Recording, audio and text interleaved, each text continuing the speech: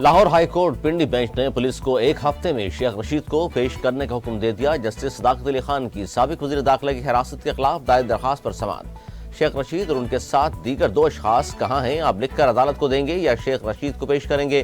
R P او سے استفسار۔ عدالت نے آر پی او کی مزید 15 روز کا وقت دینے کی استطاعت مسترد کر دی۔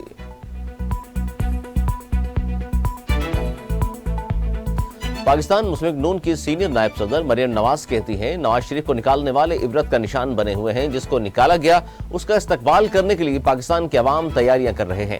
پاکستان کے سینے پر لگے زخموں پر مرہم رکھنے والا نواز شریف واپس آ رہا ہے۔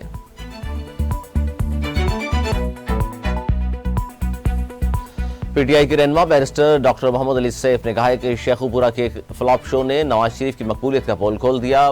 مریم بی بی آئندہ تنگ گلیوں میں ہی جلسیاں کریں گی۔ ان کے ابا 4 سال تک عدالتوں کے مفرور رہے۔ پاکستان میں انقلاب کے کھوکھلے دعوے کرنے آ رہے ہیں۔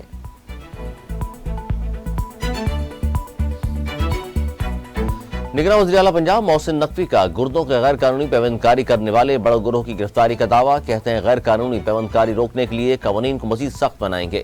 ماضی میں 5 مرتبہ گرفتار ہونے والا ملزم ڈاکٹر فواد اب تک 328 مریضوں کی گردوں کی غیر قانونی پیوند کاری کر چکا ہے۔ ملزم کی رہائی کے لیے پولیس پر دباؤ ہے۔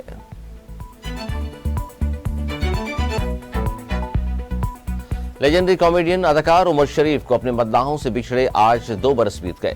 عمر شریف نے اسٹیج ڈراموں سے اپنے کیریئر کا آغاز کیا۔ عمر شریف کے نام سے بطور اسٹیج پرفارمر کیا۔ پاکستان انٹرٹینمنٹ انڈسٹری کے لیے ناقابل فراموش خدمات کے لیے کئی اعزازات سے نوازا گیا۔ لیجنڈری کامیڈین اداکار کو ان کی خدمات کے لیے تمغہ امتیاز بھی دیا گیا۔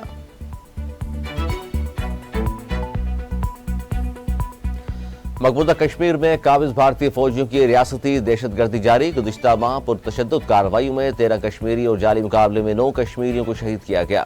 کشمیر میڈیا سروس کی رپورٹ کے مطابق گزشتہ ماہ 157 شہریوں کو سیاسی کارکنوں کو گرفتار کیا گیا۔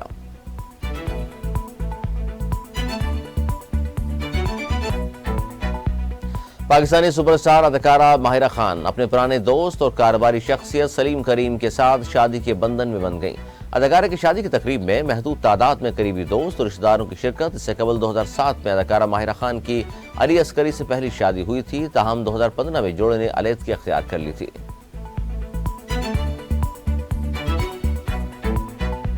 اور قومی کرکٹ ٹیم کے سابق آل راؤنڈر شاہد آفریدی نے کپتان بابر اعظم کو ورلڈ کپ میں جارحانہ انداز میں کھیلنے کا مشورہ دے دیا۔ کہتے ہیں پوری قوم بابر اعظم کو سپورٹ کر رہی ہے جو ایک تجربہ کار ٹیم کے ساتھ کھیل رہے ہیں۔ کپتان کی پورے ٹورنامنٹ میں جارحانہ باڈی لینگویج ہونی چاہیے۔ سب سے اہم چیز دباؤ کو سنبھالنا ہے۔